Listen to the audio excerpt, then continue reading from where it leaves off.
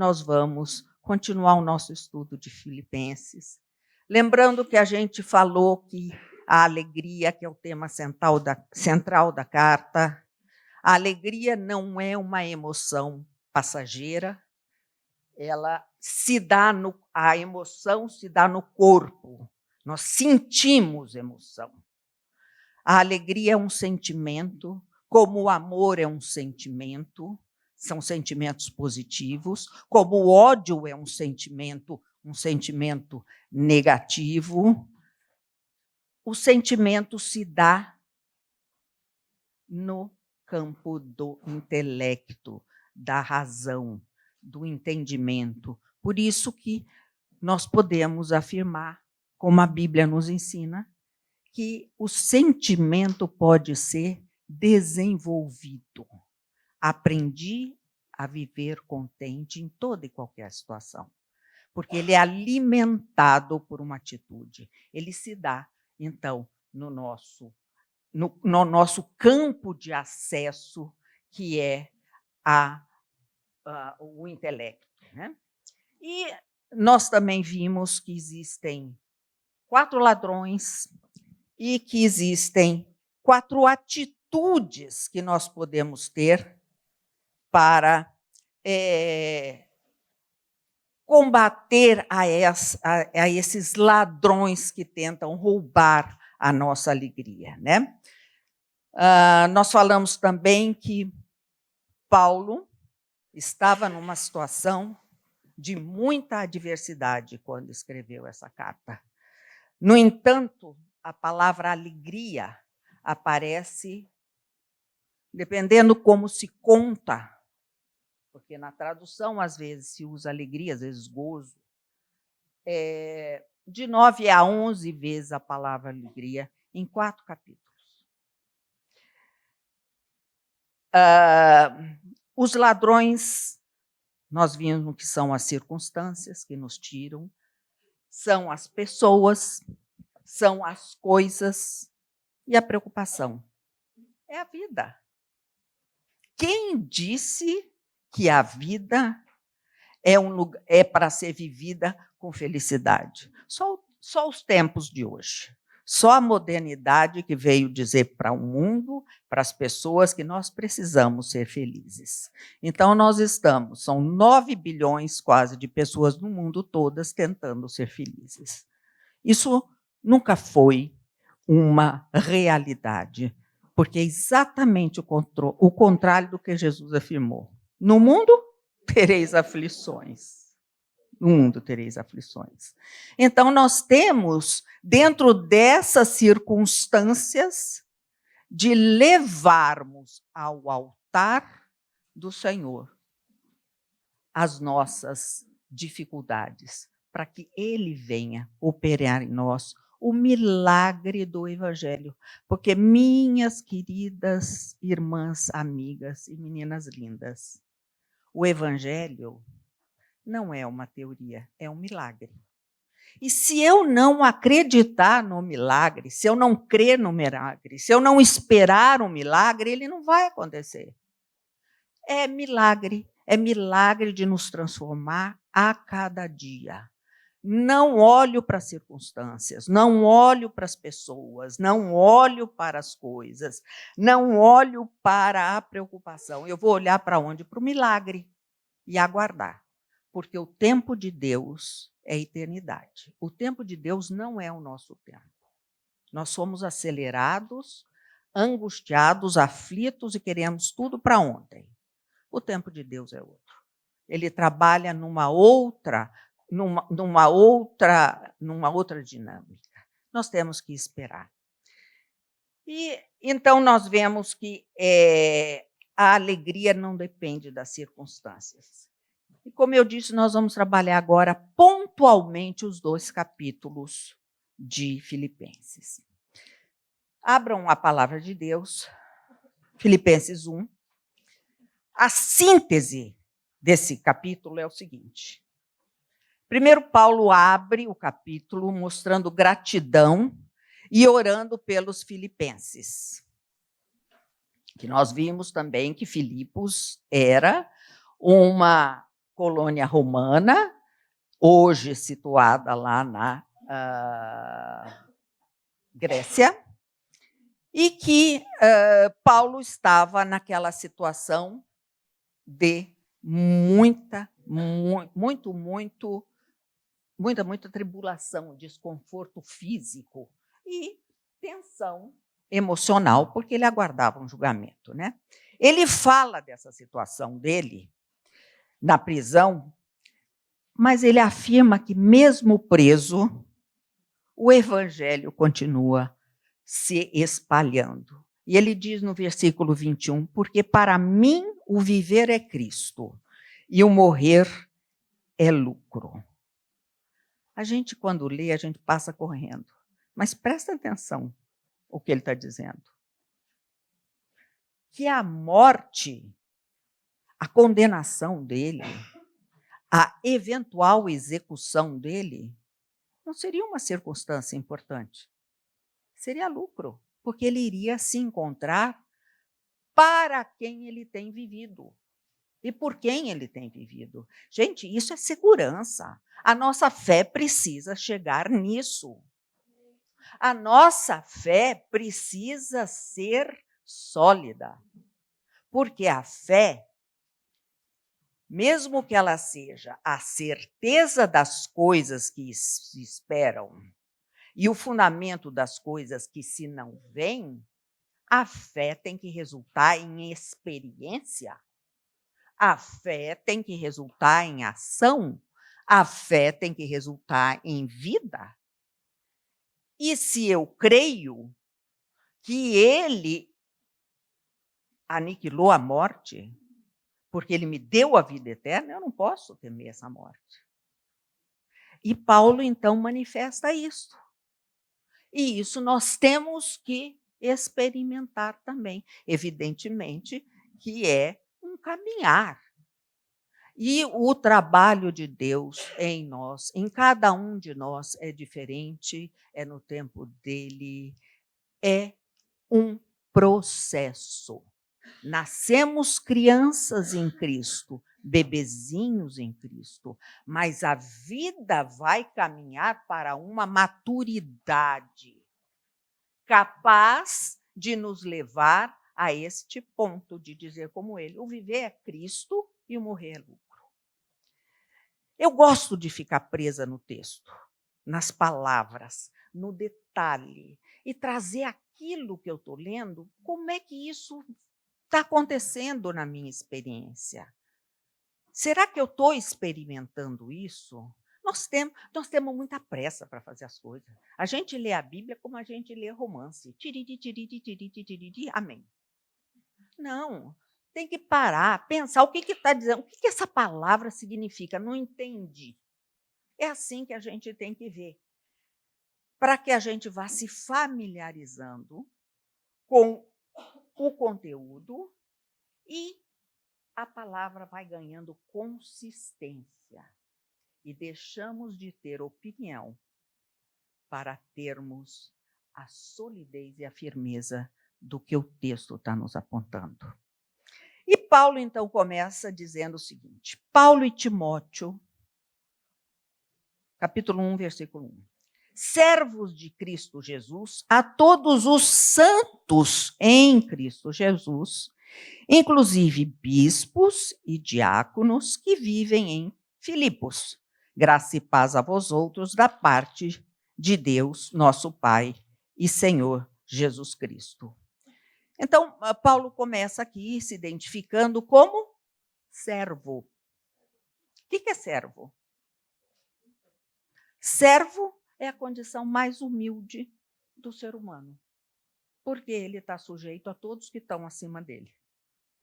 Jesus veio como homem e veio como? Ele não veio só como homem. Ele veio na posição mais reduzida do homem, que é aquele que tem o dever de servir por obrigação. Jesus não, veio voluntariamente. E Paulo, então, se identifica nessa condição, mostrando aqui um lugar de humildade e submissão. Este é o lugar onde nós devemos estar. na nossa experiência. Humildade em relação aos outros, em relação à palavra, e submissão é igual a obediência. Não existe obediência sem submissão. Ele inclui Timóteo, que era discípulo de Paulo, mostrando que a missão de pregar o evangelho é uma missão coletiva, porque nós fazemos parte de um corpo. É uma missão conjunta. Deus dá uma palavra para mim, dá outra para a Carmita, dá outra para cada um que está aqui, de formas diferentes, porque nós temos linguagens diferentes, maneiras de nos expressar diferentes. Por isso que nós gostamos mais de um determinado pregador do que outro, desde que ele esteja na palavra. Né? Nós hoje cantamos um cântico do pastor Abuchaim, do Oliveira Verdadeira. Eu sou fruto também do trabalho do pastor Abuchaim. E como eu me implicava com aquela cantoria do pastor Abuchaim, porque é um estilo. Como eu implicava por uma coisa muito simples, ignorância. Ninguém gosta do que desconhece. Então, a gente não pode falar, não gosto disso, não gosto disso. Você não conhece, não gosta porque não conhece. À medida que você vai se familiarizando, você vai vendo beleza e vai vendo graça e vai vendo, vai tendo simpatia na medida do conhecimento. Então, Deus fala através de várias pessoas, de maneiras diferentes, com estilos diferentes. Eu gosto muito daquele texto, daquela expressão que Paulo usa lá em Efésios, a multiforme sabedoria de Deus. Nós somos tão teomânicos, porque nós saímos do Éden, mas o Éden não saiu da gente. Nós temos tanta mania de Deus que nós queremos ensinar como Deus age. Então, nós temos que entender que Deus ele age de formas diferentes. Ele usa pessoas diferentes, maneiras diferentes, estilos diferentes, desde que seja pregada a palavra. Hoje, no café, comentávamos que a Bíblia comporta várias interpretações. Gente, qualquer coisa comporta várias interpretações. Até o que eu estou falando. Cada uma de vocês está entendendo uma coisa. Porque as palavras são símbolos, e não são símbolos matemáticos. Ele é simbólico, então ele é relativizado. Por isso que nós precisamos, dentro da interpretação bíblica, usar um ponto de partida. Qual o ponto de partida dessa interpretação? A morte e a ressurreição. Eu tenho que enxergar Cristo em cada coisa deste caminhar e da leitura bíblica. Eu tenho que enxergar a manifestação da vida de Cristo. Hoje mesmo nós lemos aquele texto de Oséias 4, que fala: atraí-os com laços de amor. Onde é que isso aconteceu? Na cruz, o corpo dele. Para aliviar a nossa queixada. O que é a nossa queixada? O nosso problema, o nosso jugo, a nossa rebeldia. Nós temos que enxergar a palavra, a nossa soberba, nós temos que enxergar a palavra pelo viés da cruz. Se encaixa dentro da obra da cruz, podem ficar sossegadas, que é a interpretação correta. Agora, por isso que nós precisamos de enxergar a Bíblia como um todo. Não dá para tirar um pedaço daqui, juntar com outro pedaço dali e juntar outro pedaço dali. É por isso que existem as heresias e a multiplicidade de formas de se enxergar a Bíblia. Mas quando nós olhamos pela perspectiva do ato que transforma, Jesus disse o seguinte: para esta hora eu vim. Ele não veio para fazer milagres, ele fez milagres, mas ele não veio para fazer milagres. Ele não veio para alimentar o povo e transformar o mundo num lugar de comida e de plenas fartura material. Mas ele fez isso, ele deu. Ele não veio para ensinar, mas ele ensinou. O que ele veio? Ele veio para morrer. Porque só na morte nós poderíamos estar nele. Milagre. Milagre. Que só 3 pessoas viram esse milagre: Deus Pai, Jesus e Satanás e os seres espirituais. Mas nós podemos crer que estávamos lá.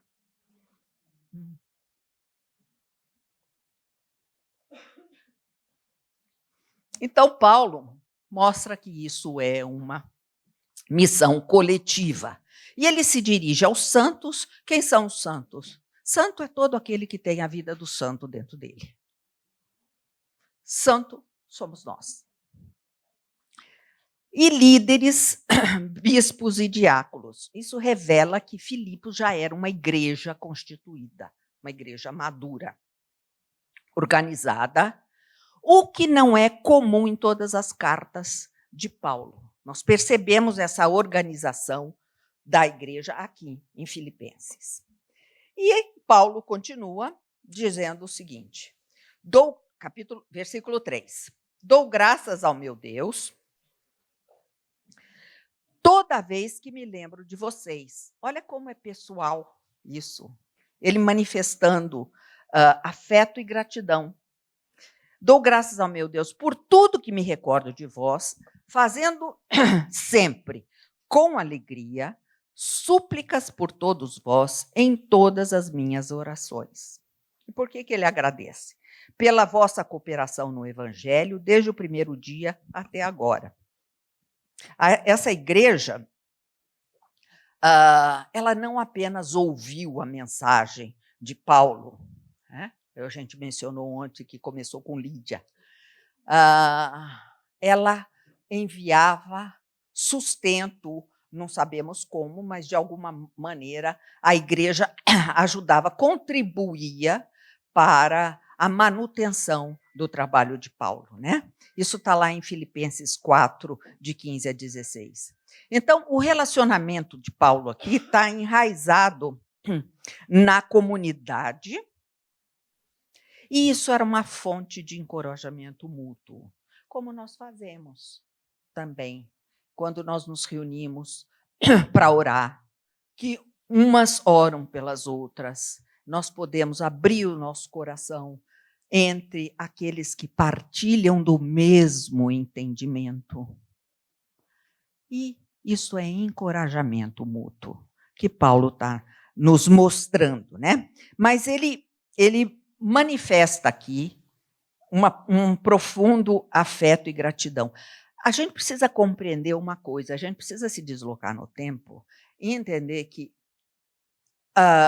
dependendo da época, as expressões emocionais eram diferentes, eram mais contidas. O mundo era muito mais bruto, mais difícil. Essa coisa dessa abração, dessa beijação, dessa queridinha para cá, meu bem, e esse tratamento afetuoso, primeiro é uma característica de brasileiro. Brasileiro vira íntimo com 5 minutos, com 15 você já está sendo convidado para ir jantar na casa, com 1 semana você é parte da família. Isso só acontece nesta intensidade aqui no Brasil. Então, nós temos que entender que Paulo também vivia numa época que o afeto não era expressado assim verbalmente. E Paulo manifesta esse afeto e a gente vê isso brota da carta. Então, nós temos que entender que não é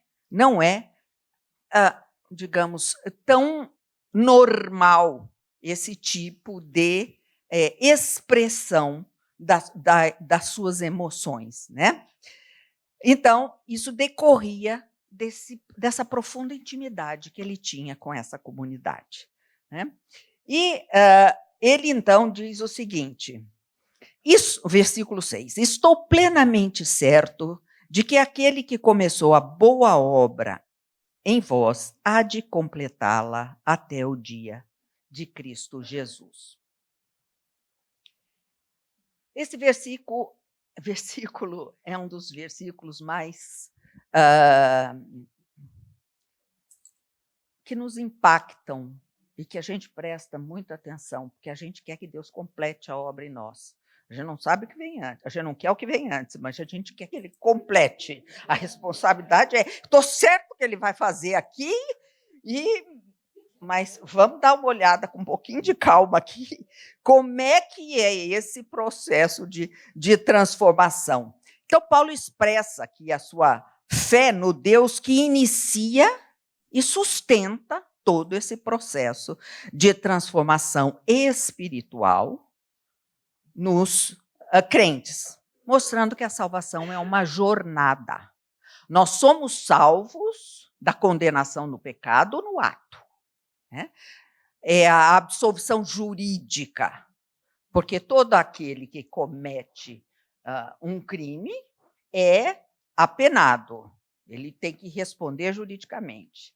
Diante de Deus, nós não cometemos crimes, nós nos tornamos uma condição apenável, que é a condição de pecador. Nós merecemos a pena. Na salvação, nós ganhamos, porque Jesus pagou a pena, nós ganhamos, então, a absolvição da pena. Mas nós não vamos continuar na mesma condição. E isso é processo. O processo, a transformação no que Cristo é um caminhar, é um processo. Vamos abrir 2 Coríntios 4:10. Eu gosto de estudar a Bíblia com a Bíblia. E eu gosto de que a gente olhe para o texto, para o texto ganhar sentido, para a gente ficar familiarizado, para que a gente possa ganhar, como é que eu diria, musculatura, força, na compreensão das palavras, porque senão nós vamos sempre ficar ouvindo fulano, ouvindo Beltrano, ouvindo ciclano, e sai de um estudo e vai para o outro, e vai para o outro. Gente, aquietai-vos e sabei que eu sou Deus. Senta, abre as escrituras e vamos olhar. Mas com calma, não precisa ler um livro por sentar. Não, vamos de porçãozinha, em porçãozinha, em porçãozinha. Segundo Coríntios diz o seguinte, 2 Coríntios, para mim, é chave. É chave dessa jornada de caminhada, que é levando sempre no corpo o morrer de Jesus, para que também a sua vida se manifeste em nosso corpo. Veja que essa expressão levando significa. Que tempo verbal é isso, tia Carmita? Gerúndio. O que o gerúndio é? É continuado. Eu levo e continuo a levar e continuo a levar. Levar o quê? A consciência de que eu morri naquela cruz. É você trazer para a sua mente este fato, para que você se lembre disso, para que eu me afastando, Deus opere, para que a vida se manifeste. Mas por que Deus... ele já não sabe que eu já me entreguei e que Ele é minha vida? Ele já não sabe disso? Por que eu preciso ficar levando, ficar trazendo para mim toda hora isso? Porque Deus não divide conosco a glória dele. O que é glória? O que é glória? É o que Deus faz, é o que Ele é. Se eu não tiver absoluta consciência que aquelas transformações de fé em fé, que vão se operando em mim, não são fruto do meu esforço, da minha capacidade, da minha intelectualidade, da minha determinação, mas sim são obras do milagre, Deus não opera, porque não vai dividir comigo. Deus quer que nós saibamos Ele sabe. Mas ele quer que nós saibamos que nós não temos nenhuma condição de efetuar em nós essas coisas. Por isso que nós temos que levar constantemente, sempre, que nos depararmos com essas situações que nos confrontam com a nossa experiência, não é duvidar do meu novo nascimento. Ai, será que eu sou nova nascida? Será que eu não sou nova nascida? Não. É não esquecer de levar o morrer em Cristo. Isso é o exercício da fé. Esse é o segredo. Porque eu trazendo isso à minha consciência, a vida se manifesta. Então, eu estou bem certo que Deus é poderoso, que Ele há de completar a sua obra para que nós cheguemos a ser o sacrifício perfeito e que continuemos a permitir a manifestação da graça. Nós temos que estar nesse estado de ligar. É como se fosse um abajur na tomada. Quando é que o abajur produz a luz? Quando está ligado. Se desligou, ele desconecta. Ele é apto para produzir a luz? É. Mas ele não tem energia nele mesmo, ele precisa da energia que vem de fora. O processo de transformação só dá pela vida de Cristo. E para isso eu tenho que levar este morrer o tempo todo.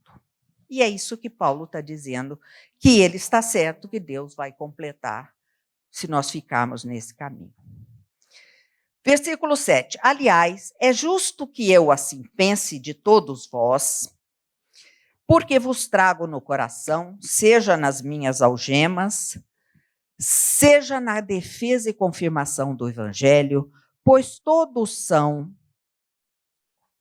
participantes da graça comigo. Então, ele tinha certeza que Deus ia fazer esta operação da vida, porque ele sabia que todos eram participantes da mesma experiência que Paulo. Versículo 8. Pois minha testemunha é Deus, da saudade que tenho de todos vós, na terna misericórdia de Cristo.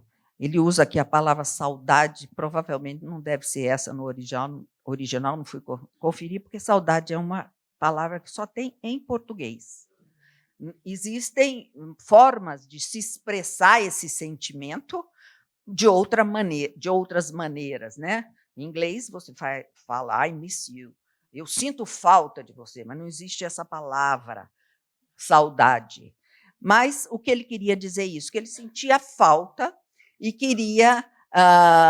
e isso decorria por esse senso de pertencimento, de unidade que ele sentia em relação à comunidade, né? E ele continua dizendo, e faço essa oração. Então, o desejo dele era o seguinte, que o vosso amor aumente mais e mais em pleno conhecimento e toda a percepção. Então, nós aqui, de novo, nós vemos duas coisas. A importância do conhecimento. Oséias 4:6, lá no Velho Testamento. Oséias diz o seguinte, o profeta diz assim, o meu povo está morrendo, porque lhe falta o conhecimento. Porque tu, sacerdote, porque tu, ministro, porque tu, pregador, porque tu que ensinas, rejeitaste o conhecimento. Que conhecimento? Que vem da palavra. Eu também te rejeitarei. É pelo conhecimento. Oséias 6:6 diz o seguinte, pois misericórdia quero, e não sacrifício. E o conhecimento de Deus mais do que holocaustos. 2 Pedro 2, de 3 a 18. diz o seguinte: crescei na graça e no conhecimento de nosso Senhor e Salvador Jesus Cristo. Veja que aqui já é Pedro falando. Lá no Velho era o profeta Oséias. Aqui nós temos Paulo. Então são vozes convergentes que se dirigem para uma mesma realidade em tempos completamente diferentes.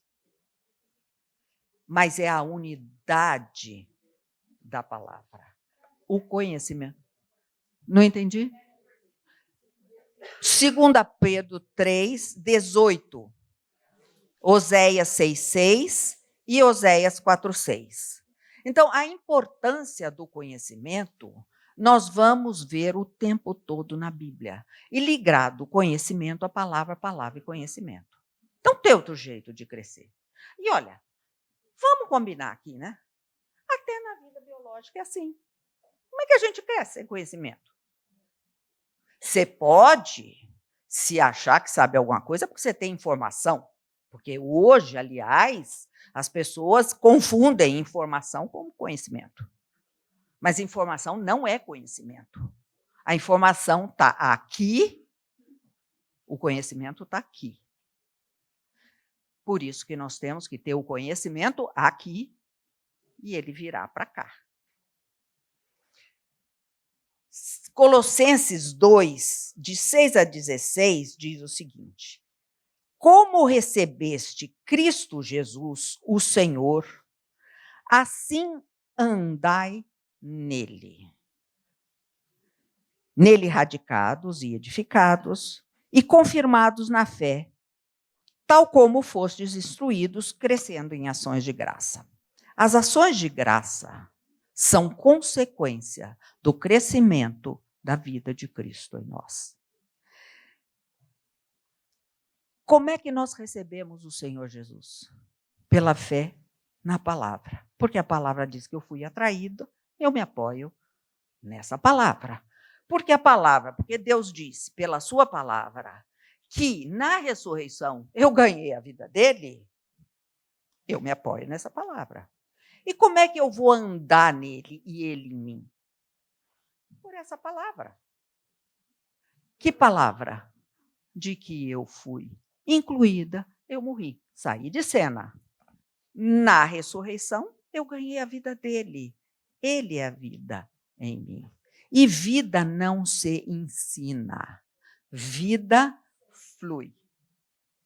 Nós precisamos entender, porque nós estamos contaminados por uma cultura, primeiro humana, e depois uma cultura religiosa de séculos, de que uma coisa é você crer, receber o Senhor, e a outra coisa é o efeito disso na nossa vida, que precisa que nós, então, nos esforcemos para fazer.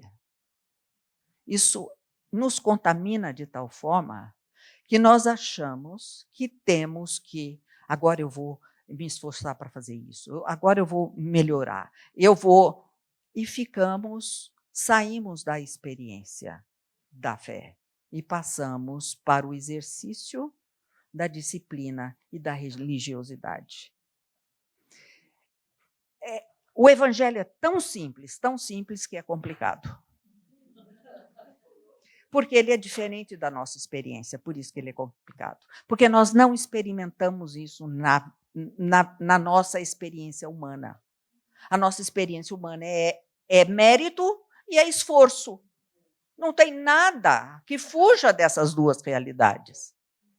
E vem Deus e faz uma coisa ao contrário. É por isso que o evangelho me encanta e deve nos encantar, porque ele é o oposto da nossa racionalidade. Aliás, com todo o respeito, mas a religião ela que mais faz sentido do ponto de vista humano nem é religião. Ela se transformou numa religião, mas era uma filosofia que é o espiritismo. O espiritismo é de uma lógica humana formidável. Você faz, você paga.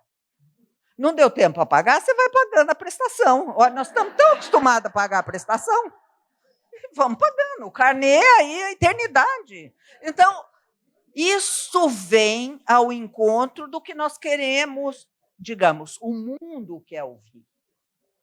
Né? Que é uma coisa que é do tamanho do homem. É do tamanho do homem. Se eu crer num Deus do meu tamanho, eu não preciso de Deus. Eu sou Deus. O meu Deus, o nosso Deus, o Deus da Bíblia, o Deus das Escrituras, o Deus Altíssimo, o Deus de Abraão, de Isaac, de Jacó, é incognoscível. Nós não podemos atingi-lo. É por isso que Cristo teve que se reduzir, para nós enxergarmos um homem. Por isso que nós não criamos um Deus segundo a nossa expectativa. Então, na continuidade, nós vemos Paulo orando para que eles crescessem no conhecimento. Era isso que Paulo desejava para aquela comunidade. Para quê? Para aprovar, diz, versículo 10, as coisas excelentes e ser sinceros e inculpáveis na vinda para o dia de Cristo, cheios de atos de justiça, o qual é mediante Jesus Cristo para a glória e louvor de Deus. Precisamos entender o que a gente lê. O que é fruto de justiça? A gente passa e nem... é o fruto da justiça. Sim, mas o que é o fruto da justiça? 1 Coríntios 1:3.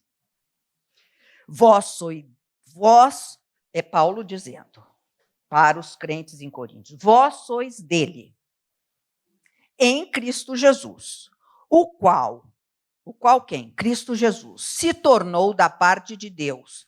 Então, Jesus Cristo se tornou da parte de Deus sabedoria e justiça e santificação e redenção. 1 Coríntios 1:3, tá? 30. Eu de vez em quando atrapalho mesmo, assim mesmo. Santificação e redenção para que, como está escrito, aquele que se glorie, nós vamos manifestar o que ele é. A glória é manifestar o que ele é. Glorificar a Deus é exatamente isso, exalar o bom perfume de Cristo. Então, o que é frutos de justiça? É o que Cristo é em nós. Fruto de justiça. Cristo é manso? Sou eu expressando a mansidão de Cristo. Cristo é amor? Sou eu expressando o amor de Cristo. Cristo é paciência? Sou eu expressando o amor de Cristo. A paciência de Cristo. Veja, eu não tenho nem amor, nem paciência, nem mansidão. Mas eu saio de cena e ele manifesta amor, paciência e mansidão. Cristo manifestando. Então, fruto de justiça é exatamente isso. Então, o que Paulo está dizendo? Eu quero que vocês cresçam no conhecimento e na percepção. Com o conhecimento vem a percepção. O que é a percepção? O entendimento. É a capacidade de você perceber essa dimensão. Para o quê? Para manifestar o que Cristo é. O conhecimento não é para levar vocês a terem nada mais, nada menos do que esta segurança na grandiosidade da obra de Deus e do nosso caminhar nele. Isso é fruto de justiça. E aí, fruto é a consequência, é o resultado final. A flor nasce, cresce, desenvolve, emite a flor e depois o fruto. O fruto é o resultado, né? Levando conosco sempre o morrer de Cristo. Este é o segredo. Por que Deus diz lá no Velho Testamento, olhai para mim e sede salvos? É porque quando você olha, você se lembra. Quando você olhou, Você lembra, não é o meu, não, né? Então, o processo e sempre foi o mesmo.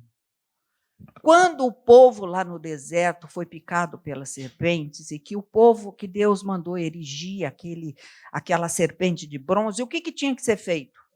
Olhar para que a coisa se manifeste. É esse o caminhar. Mas nós ficamos entretidos. E a gente adora uma novidade de entretenimento. Não é. É ficar firme e olhando para isso. É o que eu disse. É tão simples que é complexo. E eu vou dizer uma coisa para vocês. Olha, eu sou uma pessoa... Olha, eu sou grata ao Senhor por ter me alcançado. Porque eu sou teimosa, eu sou absolutamente crítica, racional, insuportável.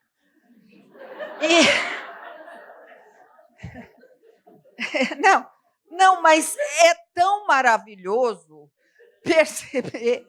Não, é tão maravilhoso perceber a ação do Senhor nos moldando, nos confrontando,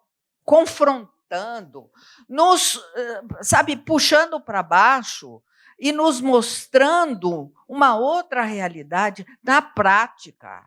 Não é de teoria, não, é na prática. Gente, eu estou casada há 50 anos, vou fazer 50 anos. 50 anos. 40 e algumas coisas, 47, 48, por aí. E eu ainda acho meu marido interessante. Do jeito que eu sou implicante. Dependendo do jeito que fala bom dia, eu falo, mas bom dia por quê?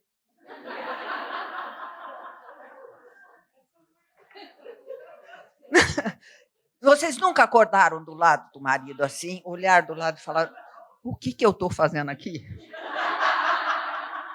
Nunca fizeram isso? Eu já fiz várias vezes. O que eu estou fazendo aqui mesmo?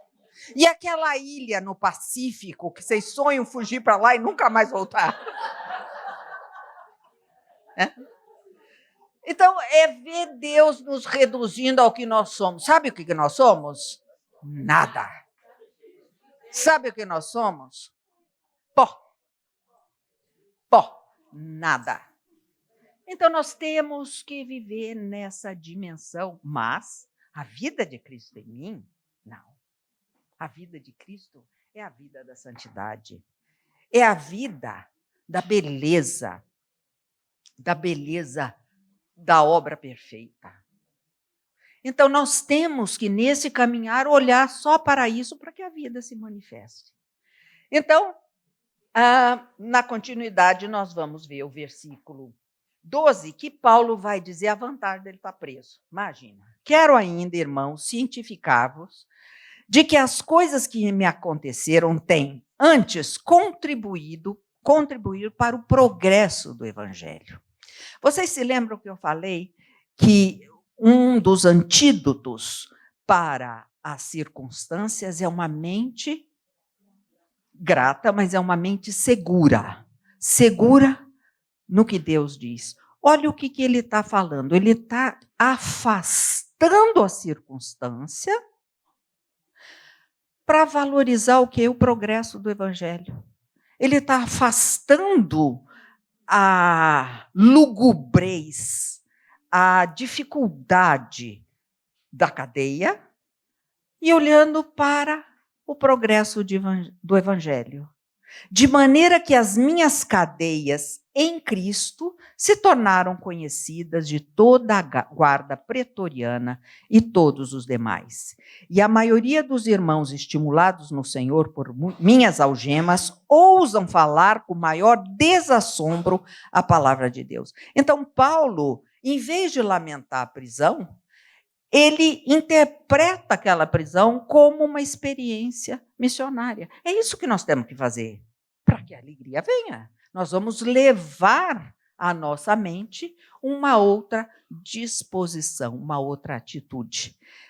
Até os soldados romanos e outros prisioneiros que estavam ouvindo sobre Cristo percebiam essa alegria de Paulo, que não dependia da liberdade física. E quando esses prisioneiros, esses soldados viam isso, eles estavam vendo o que em Paulo? Cristo, a manifestação do bom perfume de Cristo. Isto é glorificar a Deus. Ele dava glórias ao Senhor com a sua vida, pela sua vida. A liberdade física não era o ponto, mas a certeza de que ele estava cumprindo uma missão. E ele diz, na sequência, Paulo vai dizer o seguinte, e esse texto que Paulo vai dizer, a gente precisa parar um pouquinho aqui, porque ele vai mostrar uma maturidade espiritual gigantesca. Vamos ver o que ele está dizendo aqui. Versículo 15. Ele diz o seguinte: alguns proclamam a Cristo por inveja e por porfia. Outros, porém, o fazem de boa vontade. Esses que fazem de boa vontade, eu estou parafraseando, o fazem por amor, sabendo que eu estou incumbido da defesa do Evangelho. Aqueles, contudo, aqueles que pregam por inveja e por porfia. Inveja, todo mundo sabe, porque é uma coisa que todos nós temos. Agora, porfia é a coisa de discutir, de suscitar discussões com estímulos que vai gerando ruídos, desentendimento, discórdia, né? Então, mas para quem que ele está falando isso? De repente ele traz esse assunto. Porque devia estar acontecendo alguma coisa lá na igreja, que nós não sabemos, que, diante da ausência de Paulo, ou do fato de Paulo ter sido preso, imaginem o efeito da prisão de Paulo na comunidade. E dentro de uma comunidade, nós temos os vários estágios de crescimento e as várias realidades de maturidade ou não existência da vida de Cristo.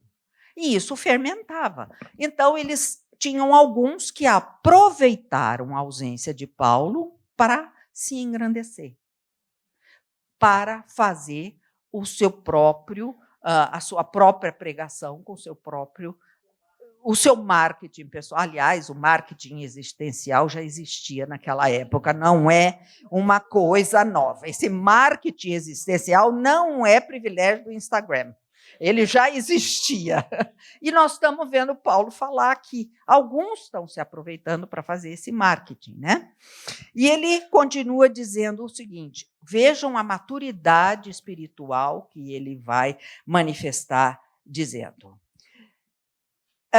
aqueles que pregam a Cristo por discórdia, versículo 17, olhem lá, por discórdia, insinceramente, julgando suscitar tribulação às minhas cadeias, ou seja, julgando deixar mais pesada essa situação que eu estou vivendo, ou me criticando, ou dizendo que eu mereci estar aqui na cadeia mesmo, porque eu fiz isso e fiz aquilo, enfim.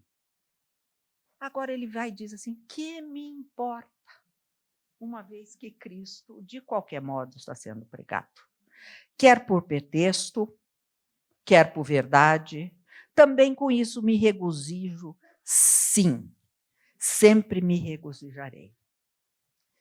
Porque estou certo de que isto mesmo, essa situação, pela vossa súplica e pela provisão do Espírito de Jesus Cristo, me redundará em libertação. Ou seja, aquela fofocarada toda, aquele tumulto todo, mais as súplicas da igreja, mais a atuação do Espírito ia, de alguma forma, resultar na libertação dele. Ele sabia que dessa prisão ele sairia, como ele sabia que da outra ele não sairia. Na que ele escreve para Timóteo, que ele anuncia que ele vai morrer. Então, ele continua no versículo 20. Segundo a minha ardente expectativa e esperança de que em nada serei envergonhado. Ou seja, ele deixou de lado essa questão e disse: Cristo está sendo pregado? Deixa ser pregado. Olha que atitude. Isso é maturidade. Isso é maturidade espiritual. Continuando. Antes, com toda a ousadia, como sempre, também agora, será Cristo engrandecido no meu corpo, quer pela vida, quer pela morte. Porquanto, para mim, o viver é Cristo e o morrer é lucro. Entretanto, se o viver na carne traz fruto para o meu trabalho, já não sei o que hei de escolher. De um lado, estou constrangido, tendo o desejo de partir e estar com Cristo, o que é incomparavelmente melhor. Isso é maturidade, é certeza. Mas por vossa causa é necessário que eu ainda fique mais um pouco, eu permaneça. E convencido estou de que ficarei e permanecerei com todos vós para o vosso progresso e gozo na fé, da fé, a fim de que aumente, quanto a mim, o motivo para vos gloriardes em Cristo Jesus pela minha presença e, de novo, com todos. Então, a maturidade de Paulo aqui é evidente, porque desde que Cristo seja anunciado, porque quando nós anunciamos, o trabalho, o efeito da pregação não é nosso, é do Espírito. Então, se a palavra for lançada, se o nosso coração não estiver pelas melhores motivações, se for por exibicionismo, se for por tentativa de ganhar mais seguidores, se for, seja lá o motivo, mas se a palavra for pregada, ela vai produzir fruto. E é isso que Paulo está dizendo aqui. Porque sempre houve, sempre haverá pregadores oportunistas. Sempre. Isso é uma realidade do humano, da humanidade, né? E de pregadores que não estão no centro da vontade de Deus. Então, esse momento, para Paulo, foi um momento que ele disse assim, não me importa se esses que querem aumentar o próprio prestígio e diminuir a minha influência na comunidade, enquanto eu estou aqui preso, não me importa. Se Jesus era pregado, quem recebesse crédito e honra e prestígio não importava para Paulo, né? Tudo o que lhe interessava era que Cristo fosse pregado. Isso é maturidade. E, então, ele, no versículo 27 até o 29, ele vai discorrer sobre a unidade da luta cristã. Ele diz o seguinte, ele exorta, ele estimula, ele incentiva os filipenses à unidade, a terem coragem e integridade, mesmo diante das perseguições. Que perseguições? Que ano nós estamos vivendo? Anos 60, 62, por aí. Quem está no poder em Roma? Nero.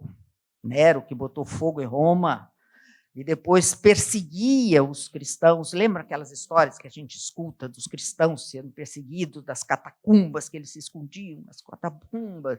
Essa coisa que aconteceu lá atrás, mas foi nessa época aqui. É aqui, era um momento de tensão, que os cristãos, que essa nova fé estava sendo veementemente combativa. E isso gera o quê? Gera medo, gera insegurança. E, então, Paulo exorta aquela comunidade a ser corajosa, a permanecer firme e unidos, com uma fé que resiste ao medo. Então, vamos agora passar para o capítulo 2. Quanto tempo eu tenho, tia Carmita? Não, mas então eu termino rapidinho, espera aí. Eu só fiz o capítulo 1. O ponto alto aqui, o ponto alto do capítulo 2, é um dos textos mais profundos sobre a humildade e a encarnação de Jesus, que é chamado de hino cristológico, que é Cristo existindo na forma de Deus, não pretendeu ser como Deus. Quem que pretendeu ser como Deus? Satanás quis ser igual a Deus. Cristo, existindo na mesma condição, não pretendeu usurpar o lugar de Deus e se diminuiu. Isso nós vamos ter lá no versículo 5, que ele diz para nós termos esse mesmo sentimento. O sentimento que Jesus teve de não querer ser grande e se despojou da sua grandeza e se humilhou, mas ele não só se humilhou, ele deliberadamente caminhou em direção à morte. E a gente pensa pouco, porque pensem um pouco no sofrimento físico da morte de Jesus. Foi excruciante, insuportável, e ele caminhou isso por obediência. Porque era preciso fazer isso para que nós pudéssemos. O preço da desobediência era muito grande. Então, o preço a ser pago também tinha que ser muito alto. Ele precisava, mas ele fez isso voluntariamente. Então, Paulo está exortando a nós termos o mesmo, veja a palavra, olhem para o versículo 5 e veja a palavra, sentimento. O que é sentimento? Não é emoção, é uma atitude deliberada, voluntária, construída, de considerar os outros superiores a nós mesmos, que é o que ele diz anteriormente. Paulo diz isso lá no capítulo 2, versículo 3, que nós temos que considerar os outros superiores a nós mesmos. Será que isso a gente consegue? Não, né? Não, né? Não. Você falar que a gente consegue, nós estamos incorrendo num outro problema, mentira. Então, ele aqui é esse ponto que ele, Cristo existindo na forma de Deus, não se apegou a esse fato e se despojou. Então, Paulo exorta a humildade e a unidade, mostrando o exemplo de Cristo, né? E aqui nós temos uma teologia profunda, que Jesus é plenamente Deus e plenamente homem. Que a encarnação foi um ato de entrega voluntária, de obediência. Nós temos dificuldade em obedecer, mas nós não vamos obedecer até a morte. Não esta morte de Cristo física, mas nós temos que nos entregar à morte. Não seja feita a minha vontade, mas a tua vontade. Isto é o evangelho sendo vivido. Não seja feito o que eu quero, mas o que tu queres. E a humilhação de Jesus, ele vai ser a exaltação. Ele vai assumir o reino, mas para o reino ele passou pela cruz. Para o trono, para se assentar ao trono, ele teve que passar pela cruz. Como nosso tempo já acabou, eu quero terminar com vocês mostrando, no versículo 16, é preservar a palavra da vida. Paulo está mostrando que nós temos que... 2,16. Preservar a palavra da vida em todo este caminhar. O que é a palavra da vida neste caminhar? É a morte e a ressurreição. Nós vamos viver pelo poder da ressurreição, que é a vida de Cristo. Então, a unidade nasce, nós podemos concluir com esses 2 capítulos, que a unidade nasce da humildade. Uma comunidade que cada um considera o outro superior a si mesmo, não tem discórdia. Que Cristo é o nosso modelo nesse sentido de percebemos o quanto foi custoso para ele obedecer. E quando a nossa obediência, nós estamos lutando na nossa obediência, olhemos para Cristo, para a obediência dele. Que a salvação, o processo da salvação é vivida no cotidiano. É todo dia o levando à morte de Cristo para que a vida se manifeste. Porque o cristão, a nova criatura, ela brilha pela coerência, mais do que pela performance. Não é uma performance, mas é uma coerência de você estar todos os dias dependendo da manifestação dessa vida. E Filipenses, então, nos convida a descer. Descer enquanto o mundo nos convida a subir. O que é hoje essa prática de exibicionismo, de as pessoas querendo o pódio cada vez mais alto, mais alto, mais alto? Não é isso que a palavra está nos exortando aqui. Nosso coração tem que ser moldado pela vida de Cristo. E eu quero terminar dizendo uma palavra do meu pastor. O meu pastor disse o seguinte: a menor visão de Cristo pode salvar, menor visão dele. Mas só a união nele, a dependência dele, nos transforma. Glênio Paranaguá. E é isso. Ele fez, ele faz e ele continua fazendo.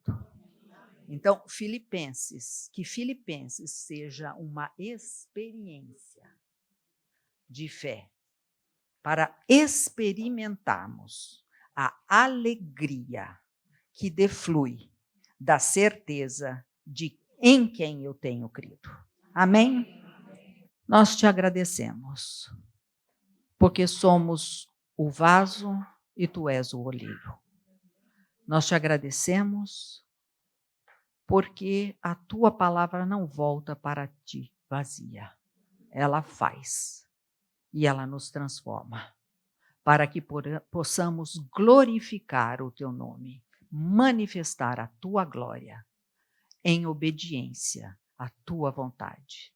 No nome de Jesus, oramos agradecidos. Amém.